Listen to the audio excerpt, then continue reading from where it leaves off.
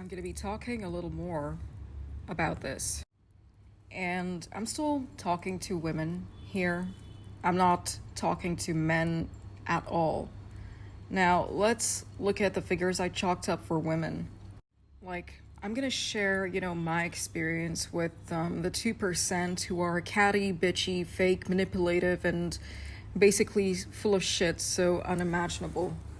Now, this is sort of like a childhood memory.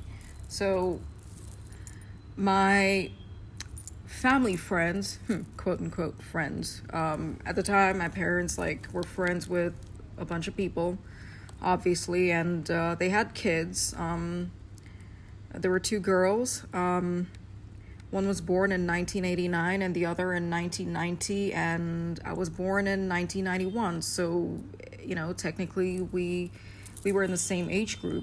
So when we were kids, it so happened that at that point itself, the aunties and uncles were, that was before, things got a little strange as I saw things as I got older. Anyway, at that time itself, when I was like a baby or whatever, maybe age 2, 3, 4, probably something like that. The uncles and aunties were, well, they just thought I was the cutest kid ever. And the other two girls, let's call them Kiara and the other one starts with R. So, okay, let's call her Rachel. Kiara and Rachel, okay? Those are not their real names, but the letters are the same, and Kiara sounds close to the real name, but Rachel not so much. But either way, let's call them Kiara and Rachel. Kiara was born in 1989 and Rachel was born in 1990. Now, those two were the types who thought it was so cool to be, quote unquote, grown up, and they were never kids. Like, they never did kid stuff like a normal fucking kid should. And it's not like they had, bad childhoods or anything like that. We knew their parents, and they were not like abusive, psychotic freaks or anything like that. It was fine, and these two girls did very well academically. Anyway, all that aside, at every party, or gathering, those two, like Kiara and Rachel, would make it a point to, well, treat me like crap and leave me out. And I believe this started right from the time all the uncles and aunties, and some of them had sons as well, who were like my big brothers, and they were like my guardians. It's like they favored me more than they favored, Rachel and Kiara. So do you know Bernadette from The Big Bang Theory? Okay, they are slightly less worse than Kiara. And initially, I used to love Penny in the beginning of the show, but she turned out to be, she did have a bitchy streak, So it's like a lower level of Bernadette and Penny combined. Minus the looks, of course. Yeah, did I say that? No, I'm just kidding. They look good, but I wish I could say that was the truth because, they're not exactly good people. They're terrible. They're the types who would be like, "Oh, hi, auntie. Hi, uncle," and then all the stupid aunties and uncles would fall for that crap and be like, "Oh, they are such nice girls.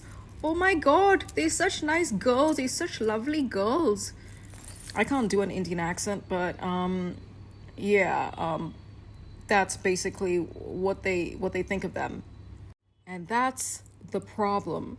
There are these 2% of women, like Rachel and Kiara, who are so fucking manipulative as shit.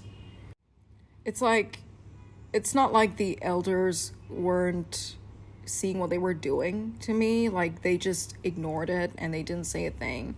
And not just that, but even the aunties and uncles weren't exactly, well, nice to each other. And they weren't exactly like nice to my mom. Like they weren't, because there was this one auntie who is Kiara's mom, by the way. Yeah, Kiara's mom. Let's call her Auntie Nutface, okay? Nutface. Or let's call her Nita, okay? And she used to, you know, throw shade at my mom. And it's quite pathetic and sad that another woman would say this to, you know, my mom. And the thing is, the other people in the friend circle, quote unquote friends, they hardly stood up for my mom. And I'm talking about the other women too. You know, they just said nothing, and then they kept quiet about it. But interestingly enough,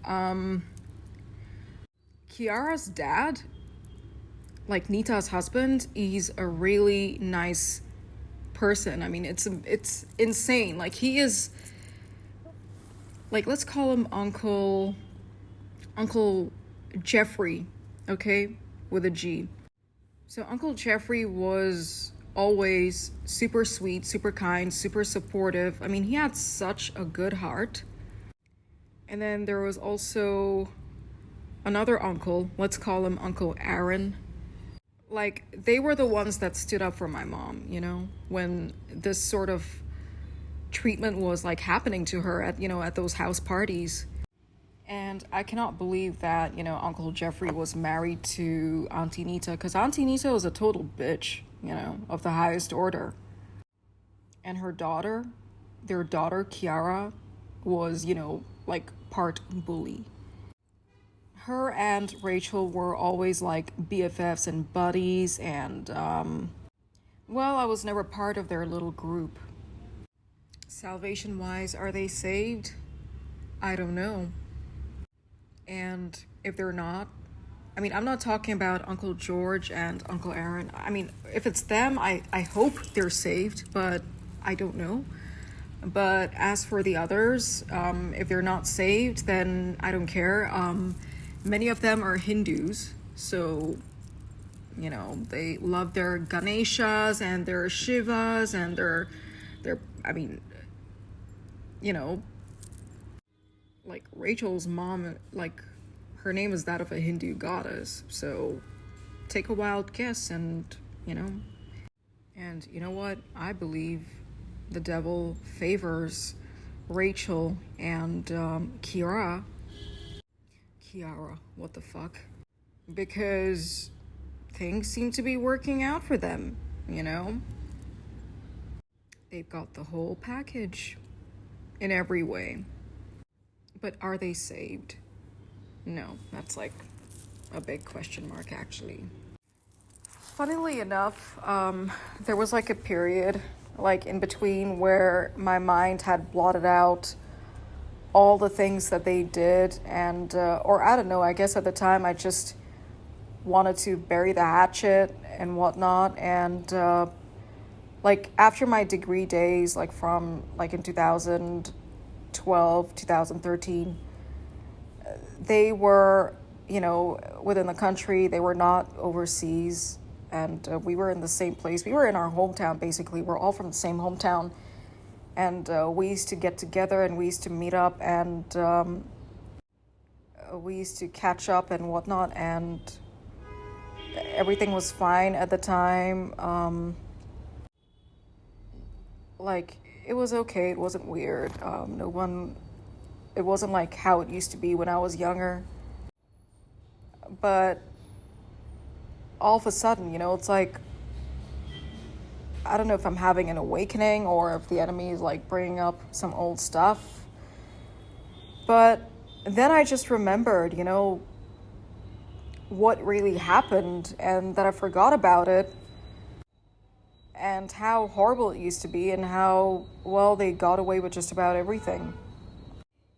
Like, at that age, you know, when I was a kid, I didn't confront them about it, because when they were acting like, you know, the way they were, I was never sure, you know, I didn't have a clue, you know, as to how to deal with that sort of thing. So I don't know. That's one of the many things that I've experienced with the 2%. And I don't know. If you've got something of your own, you can share it.